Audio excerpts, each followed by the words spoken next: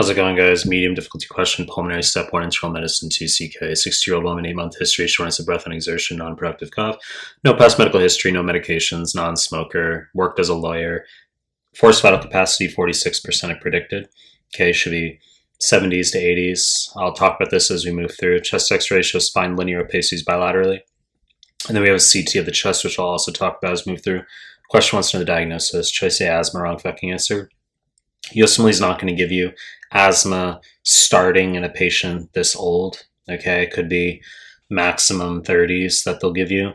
And even if she had a history of it, you're not going to have changes on a CT scan. You're not going to have these x-ray findings. X-ray will be normal, or they'll tell you there's slight hyperinflation, because asthma is an obstructive lung condition. Okay, so they can mention mild hyperinflation. USMLE wants you to know that 1/3 of asthma patients have what's called cough variant asthma, where they don't get shortness of breath, they only get a dry cough. They can also be audacious. They can give you 33-year-old African-American woman who has 6-month history of dry cough. You're thinking sarcoidosis. They tell you the x-ray shows no abnormalities. Answer is activation of mast cells. It's asthma. Wrong answer is going to be non-caseating granulomatous inflammation, sarcoidosis. Choice A, wrong fucking answer. Choice B, atypical pneumonia, wrong fucking answer. So aka interstitial pneumonia would be mycoplasma, usually walking pneumonia.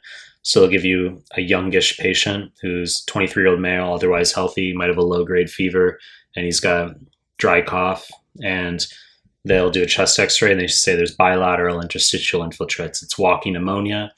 Atypical pneumonias are 9 out of 10 questions bilateral. Okay, they'll say bilateral interstitial infiltrates, and it's usually mycoplasma in immunocompetent individuals. If they give you a lobar pneumonia, they say right lower lobe consolidation, dullness percussion, that's going to be strep pneumo. USMLE wants azithromycin, usually, as the answer for community-acquired pneumonia, empiric therapy. Choice B, wrong fucking answer. Choice C, bronchiectasis, wrong fucking answer. Dilation of the bronchioles. 9 out of 10 questions. The vignette is going to be cups and cups of foul-smelling sputum. Copious foul-smelling sputum is how it presents. Smokers, tuberculosis, cystic fibrosis, these are high demographics. They can give you clubbing. Okay, they like that with bronchiectasis. 1 out of 10 questions, they can give you right middle lobe syndrome in pediatrics, where they say there's a linear opacity in the right middle lobe and there's a scanty sputum. It's a very obscure presentation. Wrong fucking answer. Choice D, emphysema, wrong fucking answer. Okay, you're going to get what's called bullous changes on chest x-ray. Patient's a non-smoker. How are you going to get emphysema? If they want alpha-1 antitrypsin deficiency, they'll give it to you younger. They'll give you 30s, 20s, give you 20s to 30s, and they'll say that the patient maybe has a family member with liver disease. Okay, they'll say 23-year-old male has bullous changes on chest x-ray. He's been smoking the past 2 years. His dad died of alcoholic cirrhosis. That's alpha-1 antitrypsin deficiency. Students get confused. They're like, oh, but he's been smoking 2 years. Emphysema, I mean, you should be smoking 30 years if you're going to get it.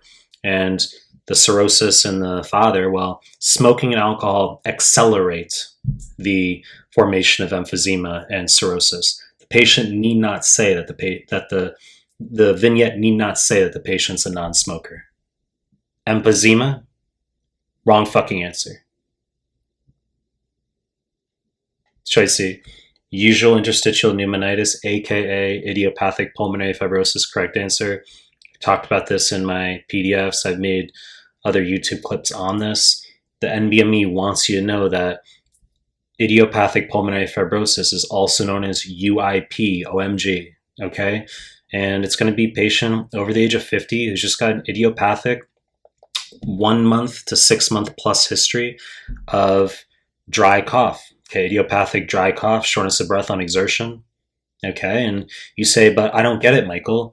FVC is decreased here. This is restrictive lung disease. Shouldn't the FEV1 over FVC be normal or increased? The answer is yes. FEV1 over FVC, the ratio, is going to be increased.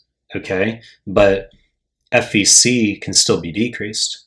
So in obstructive lung disease, COPD, okay, emphysema, chronic bronchitis, asthma, you can have FEV1 over FVC, the ratio decreased. And then restrictive lung diseases, idiopathic pulmonary fibrosis, the ratio can be normal or increased. But when we talk about these independent variables, FEV1 and FVC alone, usually decreased, okay? So it's a variable that's a little bit tricky / audacious, but I've seen the NBME do this, okay? And we're looking at honeycombing. It's very buzzy on the CT here. Honeycombing, okay? Also known as reticulonodular pattern. You need to know reticular pattern / reticulonodular means honeycombing.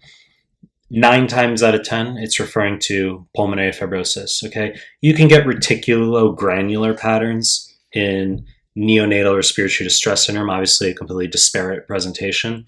But apart from reticulogranular in NRDS and neonates, if they say reticulonodular, reticular in adults, usually more than 9 times out of 10, they're talking about honeycombing, and that's UIP, idiopathic pulmonary fibrosis. USMLE wants pirfenidone. It's an antifibrotic medication, pirfenidone, new treatment for the treatment of UIP. And there's also an NBME question for 2CK where they just have prednisone as an answer. Okay, so prednisone can be attempted, and then you need to be aware of a new drug called pirfenidone. Correct answer. You know the deal. I'm to make more content. If you like my stuff, subscribe to my channel. Appreciate your time. That's it.